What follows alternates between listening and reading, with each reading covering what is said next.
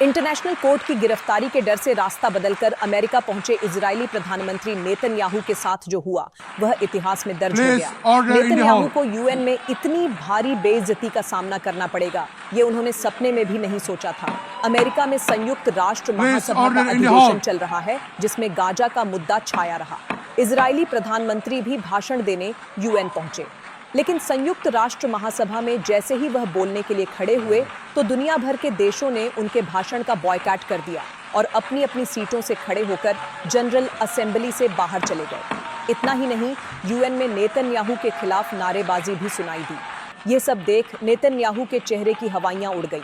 UN में मौजूद खाली कुर्सियों के सामने ही नेतन्याहू ने अपना भाषण पूरा किया। अमेरिका और ब्रिटेन के लिए आवंटित सीटों पर वरिष्ठ राजदूतों या अधिकारियों के बजाय निम्न स्तरीय कूटनीतिज्ञ मौजूद थे। कई सीटें खाली थीं और ईरान की खाली कुर्सियों के पास उन बच्चों की तस्वीरें रखी गई थीं जिनके बारे में तेहरान ने दावा किया कि वे जून में इजरायल के युद्ध के दौरान मारे गए थे। कुछ प्रतिनिधियों ने फिलिस्तीनी केफिया पहन रखा था। इतना ही नहीं, यूनाइटेड नेशन में जब नेतन्याहू का भाषण चल रहा तभी संयुक्त राष्ट्र मुख्यालय के बाहर सैकड़ों लोग फिलिस्तीन का समर्थन कर नारे लगा रहे थे।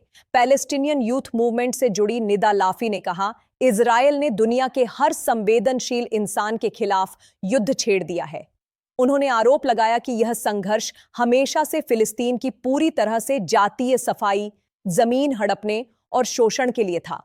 संयुक्त राष्ट्र मुख्यालय के बाहर फिलिस्तीन के समर्थन और नेतन्याहू के विरोध में जुटी यह भीड़ शर्म करो के नारे लगा रही थी। यह घटना इजरायल फिलिस्तीन संघर्ष के बीच वैश्विक अलगाव को उजागर करती है, जहां पश्चिमी देशों द्वारा फिलिस्तीनी देश को मान्यता देने का निर्णय नेतन्याहू के लिए नया झटका साबित हुआ। नेतन्याहू इटली, ग्रीस समेत कई देशों के हवाई क्षेत्र से बचते हुए अमेरिका पहुंचे थे।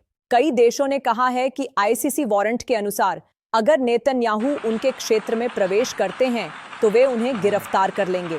फ्लाइट ट्रैकर पर दिखाए गए अनुसार नेतन्याहू ने इजरायल से अमेरिका तक की यात्रा के लिए ज्यादातर अंतर्राष्ट्रीय हवाई मार्गों का ही इस्तेमाल किया है। माना जा रहा है कि ऐसा उन्होंने अंतर्राष्ट्रीय आपराधिक न्यायालय से जारी गिरफ्तारी वारंट से बचने के लिए किया है। इस दौरान उन्होंने उन देशों के हवाई क्षेत्र का इस्तेमाल नहीं किया है जो अंतर्राष्ट्रीय आपराधिक न्यायालय को मान्यता देते हैं। इजरायल का सरकारी विमान विंग ऑफ जायन कथित तौर पर स्पेनिश हवाई क्षेत्र से भी बचता नजर आया, क्योंकि स्पेन ने आईसीसी जांच का समर्थन करने का वादा किया है।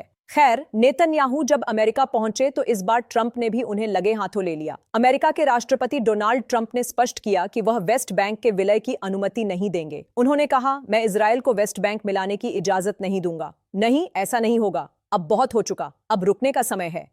नेतन्याहू के खिलाफ पूर्व रक्षा मंत्री योआव गैलेंट के साथ अंतर्राष्ट्रीय अपराध न्यायालय में युद्ध अपराधों के आरोप दर्ज हैं। संयुक्त राष्ट्र मंच पर उनका यह भाषण अंतर्राष्ट्रीय आलोचना का जवाब देने का प्रयास माना जा रहा है।